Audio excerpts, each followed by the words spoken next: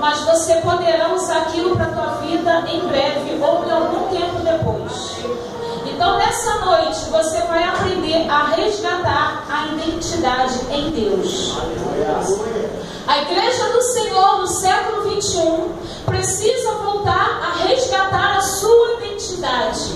Que identidade é essa? Não é aquela que você tira no Instituto Félix Pacheco. Não. Não é aquela que agora nossos jovens estão tirando no Detran. Não, não é essa identidade. Porque essa aí é fácil gravar, são 8, 9 números. Eu posso gravar, memorizar e nunca mais esquecer. Como assim eu sei a minha? E creio que a maioria dos irmãos também sabem. Mas é uma identidade que ao longo da história, o diabo, nosso adversário, tem tentado roubar das nossas vidas.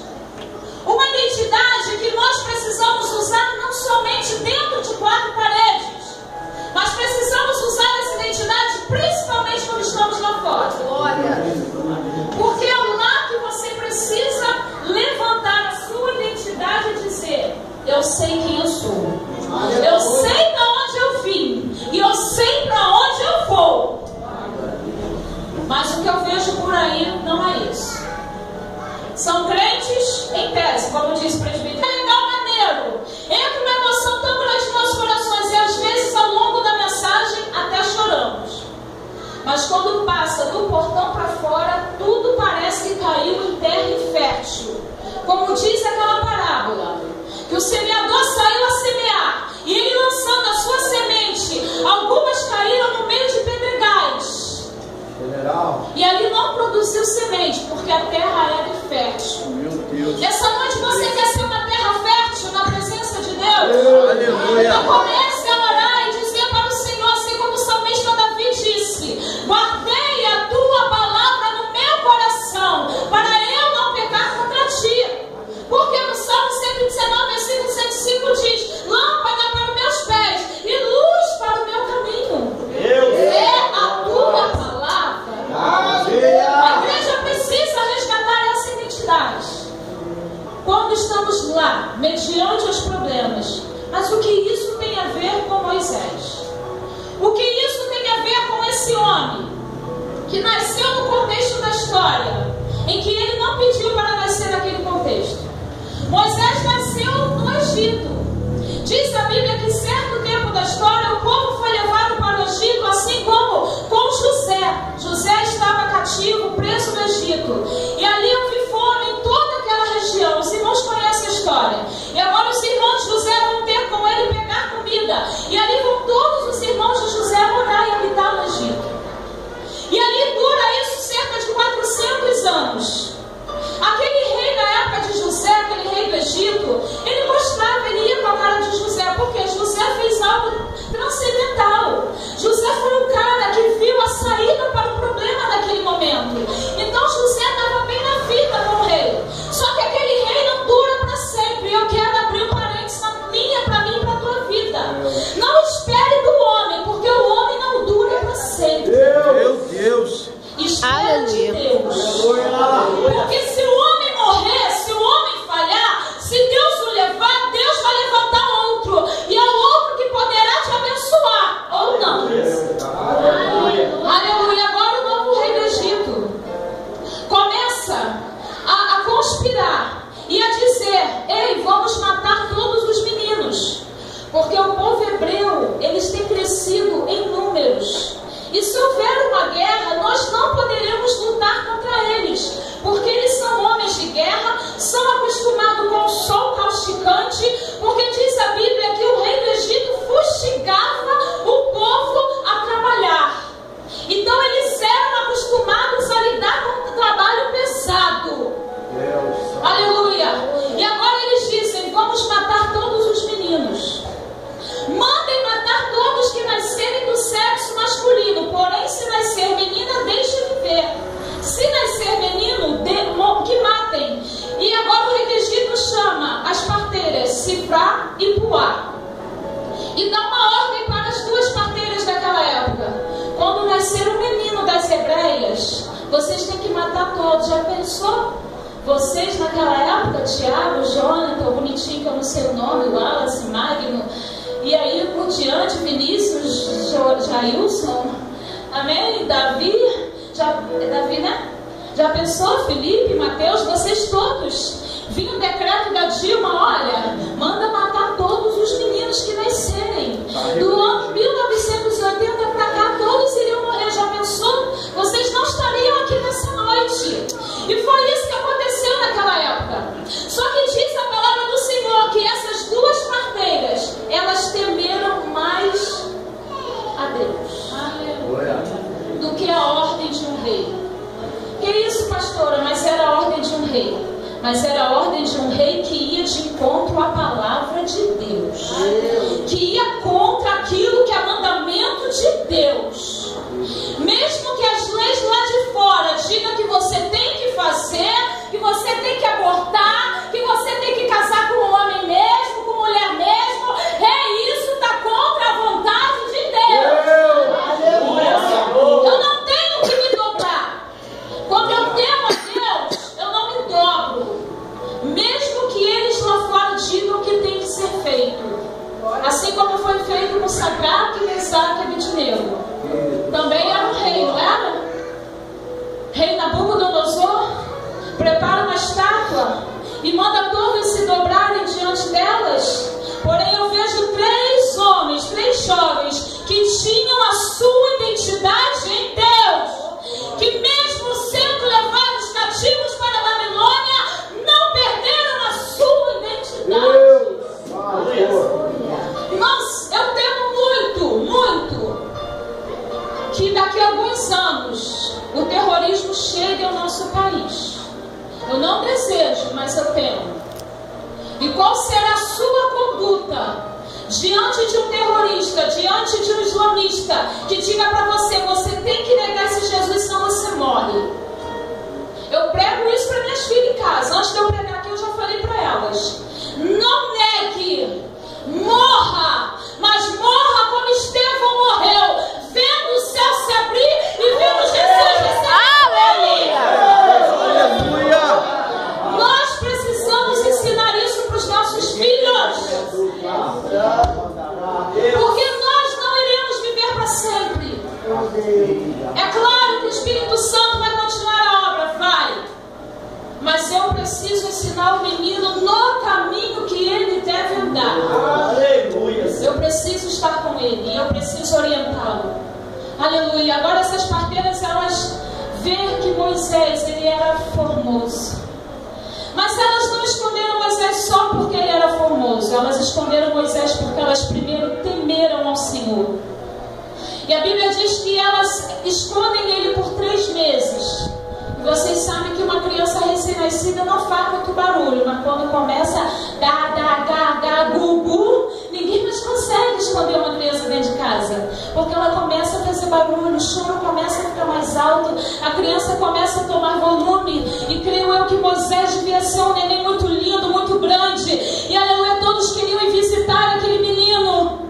Aleluia. Agora elas não podem mais escolher. Diz a Bíblia que a sua mãe coloca ele num cestinho e berduma, ela tem todo o cuidado. Eu não sei como que aquela mãe colocou ele naquela água, mas creio eu que ela deve ter dito assim: Senhor, ele não é meu, ele é teu. É o Senhor que vai levar a correnteza desse rio para onde ele tem que ir. É o Senhor que leva a nossa vida para onde ela tem que ir. É claro que muitas vezes nós paramos o agir de Deus na metade. Muitas vezes nós cortamos a vontade de Deus quando nós começamos a colocar a nossa. Quando nós perdemos a identidade com Deus, nós começamos a fazer tudo atropeladamente, começamos a atropelar o agir de Deus, porque eu perdi a identidade. Mas aleluia, Moisés não. Moisés foi levado e conduzido até a casa da filha de Faraó.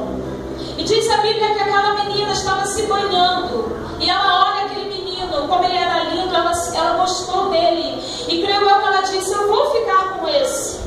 O engraçado da história era que o rei do Egito na época, ele tinha medo que o povo se levantasse com um libertador como um forte, e o libertador que ele procurava e pedia para matar estava dentro da casa dele. Sabe o que eu entendo com isso? O Deus vai cegar o diabo à tua vista. A vista do diabo vai ser cega, ele não vai conseguir te enxergar. Aleluia! Quando eu olho para a cruz, quando eu olho para Jesus, quando eu olho para as vitórias que Deus pode me dar, Deus coloca 1000 anjos ao meu lado e 10.000 à minha direita, como a diaconisa Dal falou aqui no começo, mas eu não serei atingida.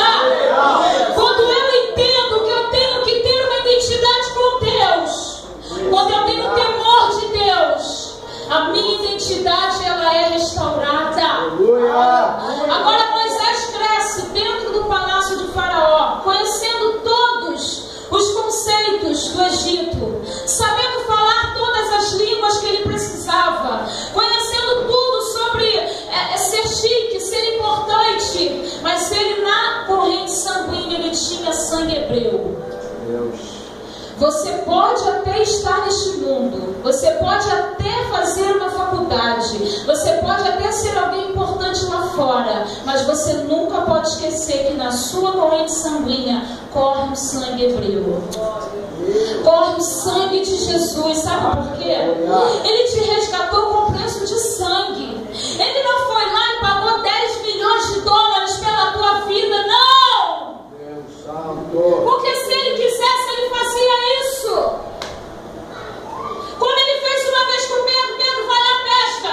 Tu vai pegar um peixe, tira uma pedra de dentro da boca dele, paga o meu tributo e o teu. Ele poderia fazer isso. Nos comprou com valores seculares, com dinheiro, mas não, ele nos comprou com vida. Ele nos comprou com preço de sangue. Moisés foi criado sim dentro do palácio, como nós somos criados nesse mundo, mas nós não pertencemos a esse mundo, nós pertencemos a Canaã celestial. E um dia voltaremos para lá. Irmãos, nós costumamos dizer, eu e meu marido, essa é a nossa de nós dois, que crente não morre, crente volta para casa. Glória a Deus. Sabe aquele lugar em Deus que você encontra na tua casa? Esse é o espaço que Deus está te esperando lá em cima. Uma vez eu vi um testemunho daquela banda Jesus Culture que canta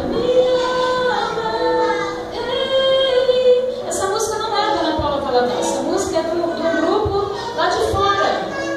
E essa menina, ela lá fora, nos Estados Unidos, não sei qual é o país onde ela está, eles têm uma coisa, coração muito forte, irmãos, que nós aqui oramos muito pouco.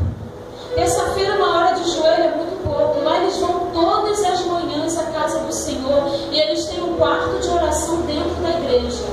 E certa feita ela era nova convertida e ela perguntou para o Senhor o que o Senhor queria da vida dela. E o Senhor se revelou a ela e disse: olha aqui para o meu peito, para o meu coração, você está vendo essa lacuna?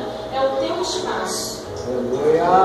Você está entendendo? Toda vez que eu estou triste, irmãos, eu lembro disso. Eu sei que existe uma lacuna no coração de Deus, que sou eu que preencho.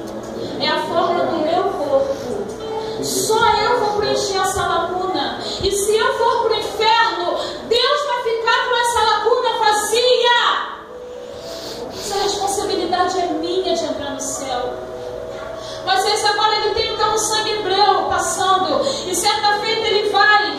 E aí eu queria que o Felipe colocasse no versículo 11. Ele vai dar um passeio no meio dos seus irmãos. E aconteceu naqueles dias que, sendo Moisés já grande, saiu a seus irmãos e atentou nas suas cargas e viu que um varão egípcio feria a um irmão hebreu de seus irmãos. E olhou a uma e a outra banda, e vendo que ninguém ali havia, feriu ao egípcio e o escondeu na areia. Ele defendeu o seu povo. Será que nós temos defendido o nosso povo? Irmãos, nessa noite aqui só tem membro da igreja, alguns que ainda não se aliançaram, mas todos que estão verdadeiramente querendo ficar aqui, pelo que eu sei. Eu quero que essa igreja, essa é a vontade do Pai, está na Bíblia, Salmo 133, ó, quão bom e quão suave é que os irmãos vivam em união.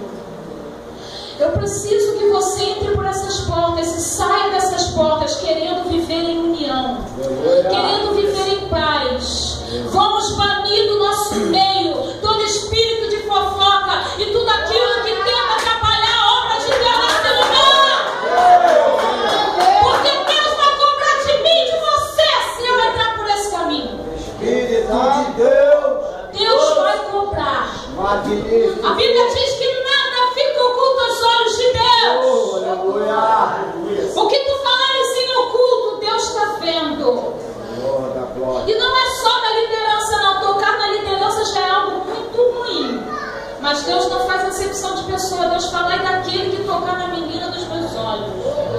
Tenha temor e tremor para falar do teu irmão. Sabe por quê? Porque ele é tão importante quanto você. Mesmo que ele tenha errado, mesmo que ele tenha falhado, o que Jesus disse para aqueles homens? Mestre, pegamos essa mulher em auto de adultério. E a palavra de Deus diz lá no livro de Moisés que aquela que a pega em ato de adultério tem que ser o quê? Apedrejada. Jesus escrevendo na areia estava, ficou, continuou. Sabe por quê? Ele sabia a resposta. Aquele que não tem pecado, atire a primeira pedra. E às vezes estamos atirando a primeira, a segunda, a terceira, a quarta, a quinta, a sexta, e paramos. Não, continuamos atirando pedras. E a igreja do céu vai acontecer o quê? Ela vai ficar mascarada. Eu não me preocupo com a igreja cheia para ter volume, eu me preocupo com qualidade de crentes fiéis. Que tem temor, que vem para o culto, mas antes começa o culto em casa. Que defende o seu irmão. Não, na minha igreja tem poder. Mesmo que não tenha, mas fala que tem. Profetiza que tem. O meu pastor é uma bênção, a minha pastora é uma bênção. Eu estou com ela colada. Fale igual a Ruth falou para Noemi. Eu estou contigo. O teu povo é o meu povo. O teu Deus é o meu Deus. Aleluia! Glória a Deus. Nossa, a Bíblia diz: abençoarei aqueles que te abençoarem. Você tem noção que a bênção de Deus passa pela mão dele? Eu tenho noção disso. E quando ele me chamou para pregar hoje, eu falei: Senhor, foi o teu servo que me chamou. Então honra, porque foi ele que mandou eu pregar. Então o Senhor honra, porque se veio dele, ele sabe o que está fazendo.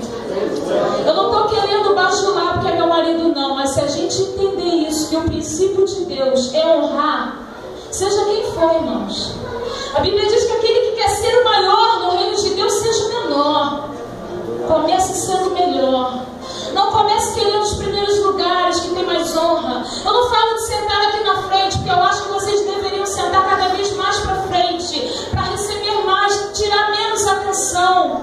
Mas eu falo de uma vida inteira com Deus. Não queira os primeiros lugares, os lugares de honra. Queira primeiro o reino do céu e a sua justiça, e as demais coisas elas serão acrescentadas. Aleluia. Agora Moisés defendeu. E como diz a Bíblia, ele teve que meter o pé. Porque ele, sendo criado dentro do palácio, ele não poderia matar um egípcio. Porque ele, teoricamente, ele teria que se tornar um egípcio. Mas ele entendeu que ele não era daquela clã, ele não era daquele movimento, ele não era daquele grupo. Ele pertencia a um grupo que é chamado pelo nome do Senhor. E ele defende sim, ele foge para o deserto. E agora quando ele chega no deserto, teoricamente, aqui começaria a mensagem. Mas Deus me deu tanta coisa antes. Glória a Deus por isso. Moisés criado no palácio, mas não era daquela vida. Moisés criado no Egito, mas não era egípcio. E agora Moisés no deserto, mas ele não vai ficar nesse deserto. Só que é nesse deserto, no período de 40 anos, que Deus trata com ele. Nesse deserto ele começa a trabalhar com seu sogro, ele começa a apacentar as ovelhas do seu sogro. E quando ele chega nesse deserto, Deus prepara 40 anos. E eu já estudei sobre o número 40. 40 significa um tempo de preparação para algo de Deus acontecer. É nesses 40 anos que Deus trabalhou na vida de Moisés para que forjasse nele um caráter só, uma identidade só, um chamado só, um homem só. Moisés não poderia ter dupla nacionalidade, como nós também não podemos. Eu não posso dizer que eu sou de Deus e ora sou babilônica. Não. Eu só posso jorrar uma fonte na minha vida. Pastora, a senhora nunca erra. Quem me dera nunca errar. Mas nós temos um advogado fiel, a saber, Jesus Cristo. Irmão, se você entrou aqui e essa palavra está indo de encontro ao teu coração, E ela está começando a mexer com o teu interior. E você está entendendo quantas coisas erradas você já fez. E você está começando a dizer: Senhor, me perdoa por isso, por aquilo que eu fiz. Porque eu estou entendendo que eu não posso ter dupla nacionalidade. A palavra de Deus está entrando em terra fértil. Tua vida. Assim foi na vida de Moisés. Moisés agora, ele vai ao monte apacentar. Depois de 40 anos, as ovelhas do seu sogro. E é nesse momento que Deus se revela para ele. Capítulo 3, Filipe, versículo 1. Ele achou que era só mais um dia de apacentar as ovelhas do seu sogro. Ele achou que era só mais um dia. Talvez você veio aqui nessa noite achando que é mais um culto. E chegou e a igreja está vazia. Hoje então vai ter. Glória a Deus, porque os irmãos do Glória a Deus, aleluia, não vieram. Mas Deus não se importa com quantidade. Deus deixou toda uma multidão e foi evangelizar uma mulher no poço. Aleluia. Deus estava no meio da multidão e curou só uma mulher do fluxo de sangue. Por que o resto da multidão não tocou nele? Será que ninguém ali tinha problema, pastor Renato? Ele estava a caminho da casa de Jairo para curar a filha de Jairo. E diz a Bíblia que a multidão o seguia. E aquela mulher que 12 anos tinha um fluxo de sangue, ela disse no seu coração: se eu tão somente tocar na orla do seu vestido, será que mais ninguém naquela multidão tinha problema? Meu Deus. Será que só ela tinha problema? Será que só ela precisava de milagre? Eu quero conhecer nessa noite quem precisa de um milagre. Glória a Deus, aleluia. Um milagre evidente de Deus. Aleluia. Não é aquele milagre do eu preciso, ele vai chegar daqui 10 anos, 3 dias, 4 horas, 25. Não, um milagre iminente. Iminente significa já. Aleluia. Pela fé. É pela fé. Aleluia. Aquela mulher foi curada já. A Bíblia diz que imediatamente o seu fluxo estancou. Acabou. Deus está estancando todo o problema da tua vida hoje. Você vai colher, você vai ter notícias da tua vitória bater na tua porta. Eu vim te trazer uma notícia, eu não sei como, eu não sei porquê, mas me mandaram vir aqui dizer para você que é para te dar isso. Aleluia, você vai chegar no médico, vai fazer o exame e o médico vai dizer: eu não sei como, eu não sei o que aconteceu. Repete que está errado, repete o exame porque esse deu errado, porque o outro tinha, esse não tem mais. Aleluia. Esse é o Deus que eu creio. Glória a Deus, aleluia. Oh, glória a Deus. E agora ele chega no monte e ele tem uma surpresa. Moisés vai até o monte apacentar as ovelhas do seu sogro. E quem vai àquele lugar? O Todo-Poderoso. E Deus se revela para ele naquele dia. E ele vê uma sarça. Irmãos, eu não estou falando essa palavra por causa dos 10 mandamentos, não. Que uma vez eu fui numa consagração, abrindo parênteses, aí falei só essa parte da sarça. E tinha passado no dia anterior. Aí a criancinha que estava na frente disse: oh mãe, foi isso que aconteceu ontem nos 10 mandamentos. Eu não estou falando sobre Moisés por causa dos 10 mandamentos, não. Não tenho nada contra quem vê. Você só não pode trocar a ordem do culto pela novela. Porque tem muita gente deixando de ir à igreja porque está vendo, irmãos, em nome de Jesus. Eu não posso trocar a noite gospel, light gospel, por um culto. O culto por isso. Eu tenho visto isso acontecer. Eu não posso trocar show de Fernandinho, Fernanda Brum, Samuel Mariana, Aline Barros. Se tiver culto, eu tenho que primeiro cultuar. Se não tiver culto na minha igreja, aí sim eu vou assistir novela. Aí sim eu vou no night gospel, noite gospel, Celestes gospel de jovem. Amém, irmãos? Amém. Não troque. Não troque. Ah, pastor, é tudo santo, é tudo de Deus. Mas você primeiro tem compromisso com a casa de Deus. Vai na internet no dia seguinte que você vê a novela de novo. Mas o culto nunca mais será repetido. Nunca mais. O que foi falado aqui, o que foi ministrado aqui, por mais que você agarre no pé do pastor e peça pelo amor de Deus, volte àquele culto, ele não vai voltar. Porque Deus não volta atrás. O que passou, passou. A novela você volta e vê. O Night Gospel vai ter outro e você vai estar lá. Mas um culto perdido é um culto perdido. Você nunca mais poderá voltar a este culto. Já imaginou se você perdesse esse culto hoje? A glória que Deus desceu aqui, depois do ministério, durante o ministério de louvor, está descendo até agora, porque eu vejo chuva de Deus caindo nesse lugar. Meu Deus, aleluia. Não troque. Não troque. Está acamado, está doente, vai visitar a mãe que mora longe, não deu tempo, eu entendo. Mas por causa de coisas seculares, não troque. E agora, aleluia, Moisés tem essa surpresa, essa visita do Todo-Poderoso. Eu já estou encerrando. E ele diz, Deus agora diz para ele: Moisés, tu farás o meu povo herdar, sair do Egito e herdar a terra que eu prometi. Coloca lá no versículo 11 do capítulo 3, Mateus, por favor. Porque isso aqui é muito forte. Então disse Deus, Moisés disse a Deus: quem? O que está escrito na sua Bíblia? Quem sou eu? Quem sou eu? Depois de 40 anos, Moisés perdeu a identidade de quem ele era. Depois de 40 anos naquele deserto, Moisés esqueceu quem ele era. Meu Deus. Moisés passou por um trabalho totalmente de Deus, que ele esqueceu quem ele era. Aí lá no capítulo 4, Deus diz para Moisés assim: então respondeu Moisés e disse: mas eis que não crerão e nem ouvirão a minha voz, porque o dirão: o Senhor não te apareceu. E o Senhor disse: que é isso na tua mão? E ele disse: uma vara. E ele disse: lança na terra. Ele a lançou na terra e tornou-se cobra, e Moisés fugia dela. Então disse o Senhor a Moisés: estende a mão e pega nela pela cauda. Aleluia.